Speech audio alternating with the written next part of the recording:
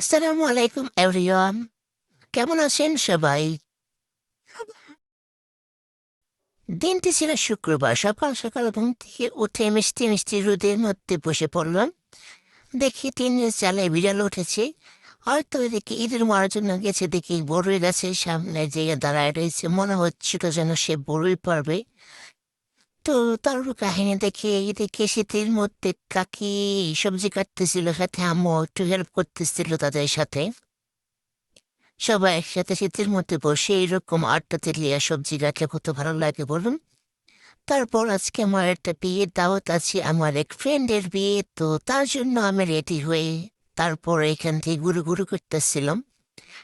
এখনো মেকআপ করিনি, সাজিনি, শুধু ড্রেসটা পরেছি। তারপর একটু সাজবো বুঝবো, তারপর আসে বিয়েতে যাবো। তো বিয়েতে খেয়ে আবার আজকে এবার নানুর বাসায় যাওয়ার কথা ছিল। তারপর সেইখান থেকে আবার নানুর বাসায় যাওয়ার উদ্দেশ্যে রওনা দিলাম। তো একটা অটোতে প্রথম সিএনজি স্টেশনে এসে সিএনজিতে উঠে তারপর যাচ্ছি, আর এইদিকে দেখি ফুটবল খেলা হচ্ছে একটা মাঠে। তো সিএনজি চালক বলতেছিল, আহা, যদি আগে জানতাম তাহলে তো এখানে খেলা দেখতে পারতাম। তো আঙ্কেলটা খুবই আফসোস করতেছিল। সে বলতেছিল, এখন তো আপনাদের নামিয়ে দিতে পারবো না। পেরা মানুষ খেলাটা দেখলেই পাগল হয়েছে। তো বান্ধবীর বিয়ে জামাইয়ের গাড়ি থেকে এই ফুলটা আমার আরেক বান্ধবীর ছিটে আমাকে দিয়েছিল। তো এই ফুলটাকে নিয়ে যাচ্ছি, যাকে পায়রানো বসা দিয়ে তাকে দিয়ে দিব এটা। তো ফুলটা খুবই সুন্দর ছিল। এই ফুলটা ছিঁড়ার সময় আহ, দাঁড়িতে বসা ছিল এক মুরব্বী, মনে হয় আমাদের তুলাবাইয়ের দাদা বা নানা কিছু একটা হবে। উনি খুব বকা দিয়েছিল যে যাওয়ার আগে এ নাকি ফুল ছিঁড়ে দিচ্ছে।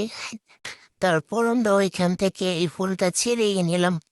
ভাবলাম আমরা ওর বান্ধবী, আমরা না ছিলে কে ছিঁড়বে। তারপর আমরা পৌঁছে গিয়েছিলাম। তারপর আমার বান্ধবী যখন থেকে রাস্তায় পাঠিয়ে দিয়ে আমি আর আম্মু নানুর বাসায় যাচ্ছি গাড়ি দিয়ে। তো নানুর বাসায় যাওয়ার রাস্তাটা খুবই সুন্দর, আমার কাছে খুব ভালো লাগে চারপাশের পরিবেশটা। তো অনেক বছর পর প্রায় যাচ্ছি এখন।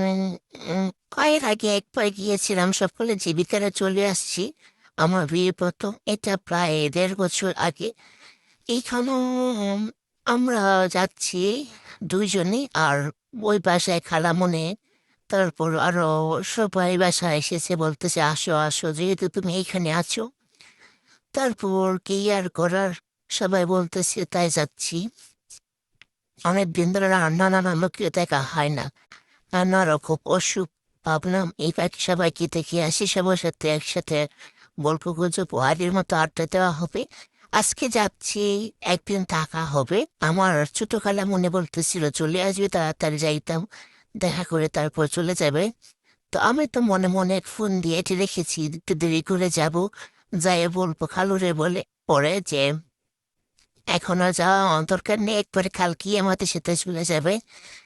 তো রাস্তা দিয়ে যাচ্ছি আর মনে মনে ভাবতেছি আর আম্মুকে বলতেছি যে কিভাবে কি করা যায়। তারপর রাস্তা দিয়ে যাচ্ছি, তো যাচ্ছি, রাস্তা শেষই হচ্ছে না। এই তো বাগুন, বাগুন চলে এসেছি, আমাদের তান বসে হচ্ছে বাগুন। এই যে রাস্তাটা দিয়ে যাব, তো এখান থেকে কিছু মজা ফল ফ্রুট নিয়ে নিয়েছিলাম, যেহেতু অনেকদিন পর যাচ্ছি নানুর বাসায়। আর এই একটু রাস্তা একটু কেটে যেতে হয়, এই দিক দিয়ে আগে মেন রাস্তা ছিল। এখন স্কুলের ওই পাশে বিদ্যুৎ করেছে, তাই এই রাস্তাটা এখন বন্ধই থাকে, এখানে শুধু হাঁটার জন্যই চলে। চারদিকে প্রায় জঙ্গলি হয়ে গেছে গাছপালা হয়ে। তো এই রাস্তাটা খুবই সুন্দর, এই পুকুরটা আগে দেখলেই খুব খুশি হইতো, মনে হইতো যে নানান বাসায় চলে এসেছি। এখন তোর দিকে গাড়িটা আসে না, কি আর করার, এখন এদিকে হেঁটেই যাচ্ছি।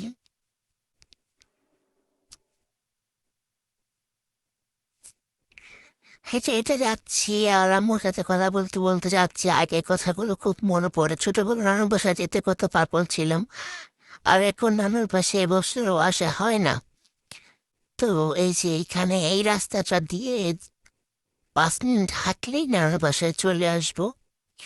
তো আমরা যাচ্ছি আর আমার সাথে গল্প করতে করতে যাচ্ছি, খুবই আনন্দের সাথে, খুবই ভালো লাগতেছিল। আর ওইখানে যেয়ে দেখি আমার খালামণিটা রেডি হয়ে প্রায় ব্রিজে চলে এসেছে। তখন কি করব? আর সেইখানে খালুকে কোনোভাবে ম্যানেজ করে কোনো মতো পটায় পটিয়ে রাখলাম। খালামণি